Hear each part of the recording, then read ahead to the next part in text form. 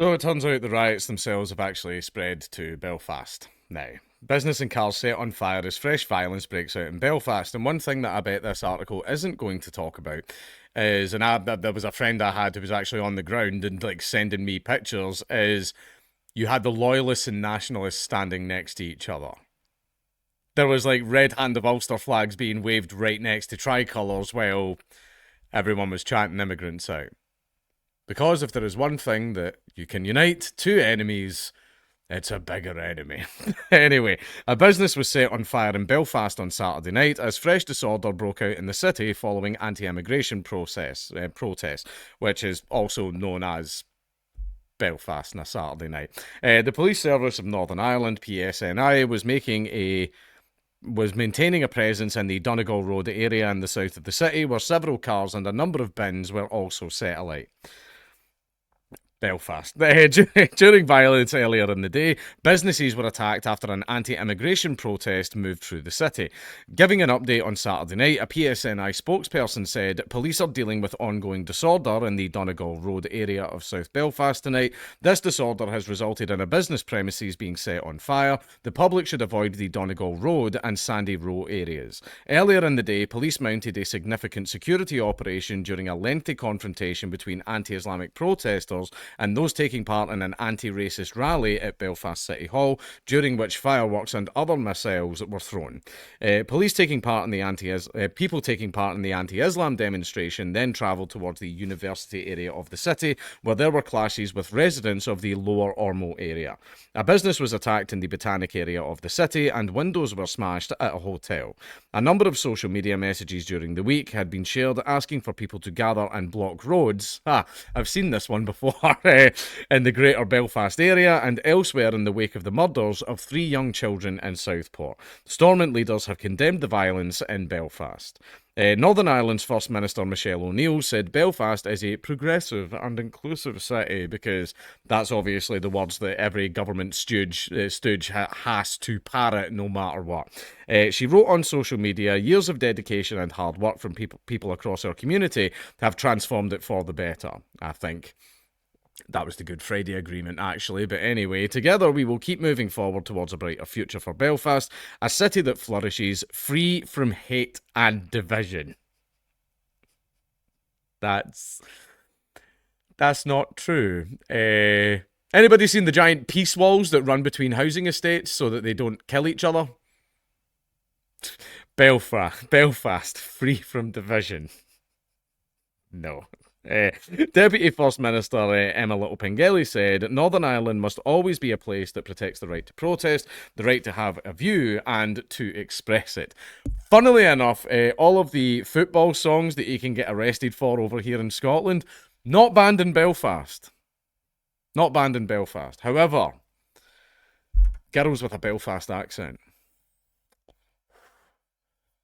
would. But anyway, let's be very clear, violence is not acceptable. It never was, and it is not now. No one has the right to express hate and violence. Stop it now. Actually, people do have a right to express hate because it's protected freedom of speech. If people want to say, I don't like X group, then they are completely within their rights to say that. Right? They're not committing an act of violence. None of the speech is violence. Shut up. Shut up. No, it's not. Before I slit your throat with an adjective like speech is violence. Shut up. Right? They do have a right to express hate. In fact, the fact that people aren't able to express hate is, why you end up with riots. Alliance Party leader and Justice Minister Naomi Long said those trashing our city and attacking businesses should be ashamed. She added they should also face the full legal consequences of their actions. Unlike those working to build businesses and a better future, these hate mongers offer nothing but division and destruction. Said by someone in the government. In a post on X, Northern Ireland Secretary Hilary Benn said, shame on those involved in violent disorder in Belfast today. Hatred has no place in our society. I commend the officers of the PSNI for everything they have done to keep people safe. Now, some people might be fucking freaking out and all that. See the PSNI? Oh, they're used to this. This is a Tuesday for them. That's why PSNI are a completely different breed to your average police officer, because they turn up and that's why you see the police in London with the riot shields and getting bricks thrown at them, and they're like, oh, the PSNI will have bricks getting whizzed over their head while they're sitting in the back of the van smoking a fag. They don't care. It's like veterans in Iraq and Afghanistan. You can tell all the scrubs because whenever mortars are coming in, they're all diving for cover and running about and everything. Whereas the veterans are sitting there like that. Nah, he's shite. It'll be about half an hour before he figures out how to zero his. Calm the fuck down. Like, yeah, the PSNI are like that. They are very, very used to this type of thing. There's a reason a lot of them protect their identities. Although they had a data breach that actually exposed their identities. But anyway, this stuff is spreading to Northern Ireland as well. And one thing that Northern Ireland definitely knows how to do is have a little bit of a boog. Both sides in that conflict know how to have a bit of a boog. Except both sides seem weirdly together on this particular subject. So basically, you've got on one side Union Jacks and Red Handy Ulster flags and Irish tricolours and stuff like that and Green Brigade shit. And then on the other side, you had all the communist and Palestine flags and the gay flags. You know, have you ever seen that? Where is it? The Stone Toss comic where the tug of war? Huh? Like, that's what's happened in real life in Northern Ireland. And again, what unites two enemies? An even bigger enemy. What's that Bedouin quote? Hold on. I'm gonna actually read this quote to you. It was sent to me by someone. Where's the Bedouin quote? Ironically, it's a Bedouin quote. Who were the Bedouins again? Look it up. Yeah. I against my brother and I against our cousin, my brother, my cousin, and I against the neighbours, all of us against the stranger.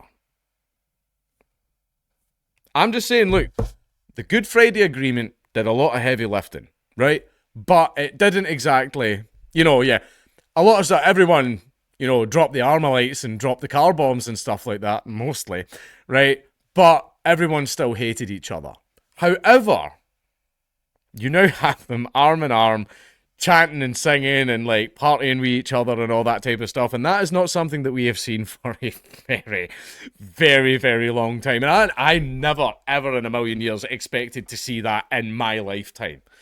Right, because see that, the Protestant Catholic stuff, it still exists like in a big way over here in Scotland. It has faded away slightly, somewhat. I used to have neighbours who used to tell me that I'm all right for a tig and all that, but like it's still about, but it has faded away slightly. In Belfast, it hasn't faded away at all.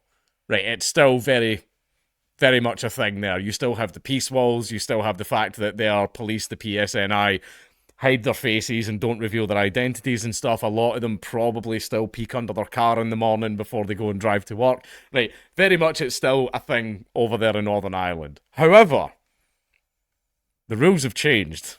The government is getting very, very nervous. Wait a minute, they like each other now? This is bad. This is very, very bad. I think it's great. Racism really brings us together.